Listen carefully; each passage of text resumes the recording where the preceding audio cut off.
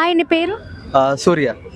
ఈ సూర్యలాగే ఉంది area air sorry. Air అయితే సూర్యలాగే ఉంది హీరో లాగా. Yeah, thank you. అయితే ఇప్పుడు ఏంటంటే ఆ, అంటే నీ ఫ్యూచర్లో తర్వాత పార్ట్నర్ ఇంపార్టెంటా లేకపోతే మనీ ఇంపార్టెంటా? మనీ తీసుకొచ్చే పార్ట్నర్ ఇంపార్టెంట్ ఏమో. ఏం ఇంపార్టెంట్ ఫస్ట్? అలా ఏం లేదు, బేసికల్లీ మనీ ఇంపార్టెంట్, ఎందుకంటే పార్ట్నర్ని చూసుకోవాలి కదా. Obviously money is important.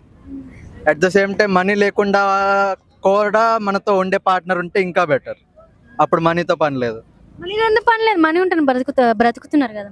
చాలా మంది ఉన్నారు, ఇప్పుడు బెగ్గర్స్ కూడా ఉన్నారు, వాళ్ళ పార్ట్నర్స్ ఉన్నారు, వాళ్ళతో పాటు వాళ్ళు ఉంటున్నారు కదా, వాళ్ళని వదిలేసి ఏమి వెళ్ళట్లేదు. అంటే వాళ్ళతో పోల్చుకుంటే ఇప్పుడు మీరు డైవర్స్ రేట్ చూసుకుంటే బెగ్గర్స్, రోడ్డు మీద ఉండే వాళ్ళు, పూర్ పీపుల్, వాళ్ళ డైవర్స్ రేట్ కన్నా మీకు బిలియనియర్స్, మిలియనియర్స్ వాళ్ళందరికీ డైవర్స్ రేట్ ఎక్కువ ఉంది. ఎందుకు? వాళ్ళ రిక్వైర్మెంట్స్ ఆర్ వాళ్ళ ఎక్స్పెక్టేషన్స్ కొంచెం డిఫరెంట్ ఉంటున్నాయి. సో వాళ్ళని ఫాలో అవుతూ చాలా మంది ఎట్లా పడితే అట్లా వాళ్ళ ఫ్యాంటసీస్ని పెంచుకుంటున్నారు. So that is not what exactly I see. If you want to do something better to go for a pure thing, not for money or something. So money ఉంటే బాగా చూసుకోవచ్చు, ఓకే, కాదంటలేదు. బట్ మనీ లేకుండా మనతో ఉండే partner అనేది important. ఫ్యూచర్లో ఎలాంటి partner qualities, ఎలాంటి అమ్మాయి రావాలనుకుంటున్నారు? ఎలాంటి అమ్మాయి క్వాలిటీస్ అంటే అది అక్కడ ఉంది కదా పుష్పిత అని, తను కూడా చాలా మంచి అమ్మాయి. అంటే బేసికల్లీ నా ఫ్రెండే, అలా ఏం లేదు, చాలా బెస్ట్ ఫ్రెండ్స్, నా బ్యాచ్ వీళ్ళంతా. సో వీళ్ళంతా నా బ్యాచ్మేట్స్. అంతమంది మంచి అందమైన అమ్మాయిలు ఉన్నారు కదా, మరి ప్రపోజ్ చేయాలనిపించలేదా? మరి వ్యాలంటైన్స్ డే అయిపోయింది కదా, అప్పుడు అయిపోయింది, ప్రపోజ్ చేసాము ఆబ్వియస్లీ. మరి ఏంటి వ్యాలంటైన్స్ డే రోజు ప్రపోజ్ చేయాలి అనేది మనం లవ్ చేసే వాళ్ళని చెప్పాలని ఏం లేదు. మనకి ఎవరన్నా ఇష్టం ఉంటే వాళ్ళకి కూడా చెప్పుకోవచ్చు. అది పర్టికులర్లీ బిట్వీన్ లవర్స్ అని ఎక్కడ ఏం లేదు. మేబీ వాళ్ళు అలా అనుకొని ఉండొచ్చు, నాకైతే అలా ఏం కాదు. మేబీ ఉంటే వ్యాలంటైన్ ఉంటే మేబీ చెప్పామని ఉన్నా కానీ నేను చెప్పను. లవ్ చెప్తేనే తెలిసేది అంటే నేను నమ్మను. చెప్పి ఉంటే వాళ్ళ రియాక్షన్ ఎలా ఉండేది? ఎవరికి? ఫ్రెండ్స్ కా మంచి జోకేసేవరా అంటారు అంతే, అంత మించి ఏముండదు. ఎందుకంటే సీరియస్ తీసుకోరా మరి? లేదు, సీరియస్ తీసుకుంటే నేను మేబీ మీ వ్యాలంటైన్స్ డే రోజు చెప్పను. ఎందుకంటే వ్యాలంటైన్స్ డే రోజు చెప్పే సీరియస్ గా తీసుకోరు, ఎందుకంటే అది జస్ట్ క్యాజువల్ గా తీసుకుంటారు. ఇప్పుడు దాకా నువ్వు సింగిల్ గానే ఉన్నావా మరి? Mostly single. Maybe one sided జరిగింది తనకి. లేదు తనకి ఇక ఒక 1 week లో మ్యారేజ్ అవుతుంది. ఇట్స్ ఫైన్, తనకి ఇంట్రెస్ట్ లేదు ఇంకా, అంతే. అవునా? అంటే ఇప్పుడైతే సింగిల్ గా అయితే ఉన్నావు కదా, సింగిల్ తర్వాత మంచి అమ్మాయి అంటే ఇప్పుడు ఎలా అంటే కెరియర్ ఇంపార్టెంటా ఫస్ట్ అమ్మాయి ఇంపార్టెంటా? కెరియర్ ఇంపార్టెంట్ ఆర్ అమ్మాయి ఇంపార్టెంటా? కెరియర్ ఉంటేనే కదా పెళ్లి చేసుకుంటాం, మ్యారేజా కెరియర్ అంటారు కదా.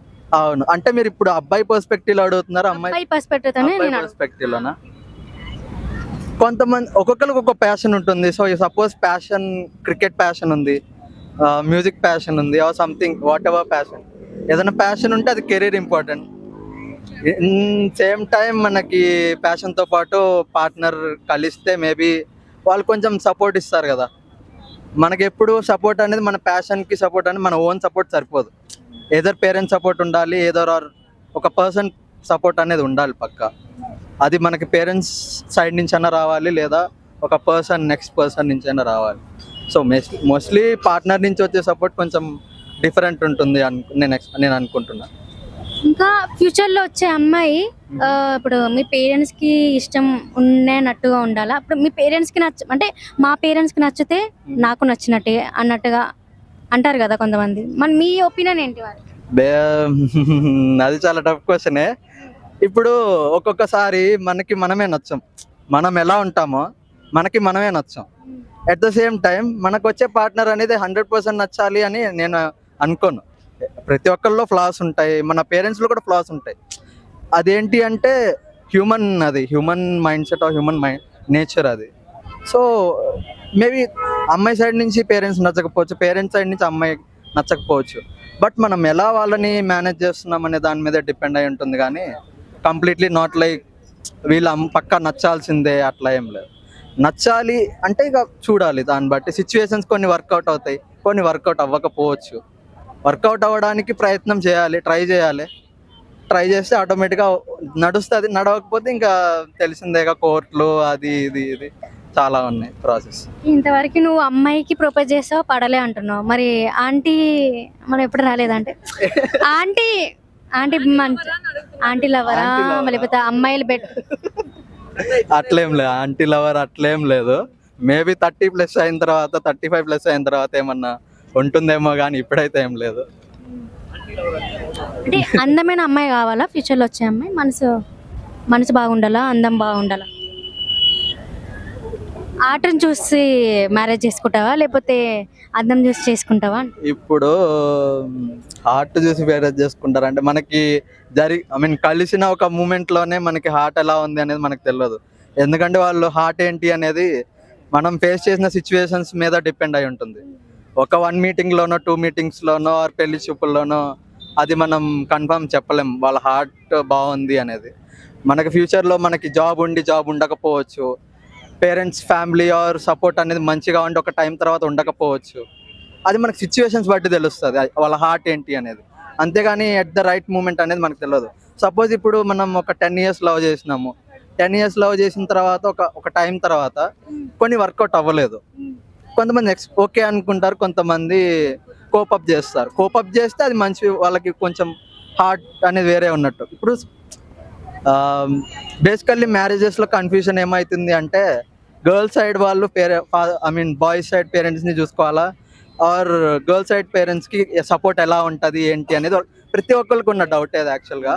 బేసికల్లీ ఏంటంటే ఇప్పుడున్న జనరేషన్కి ఏంటంటే better to support from both sides.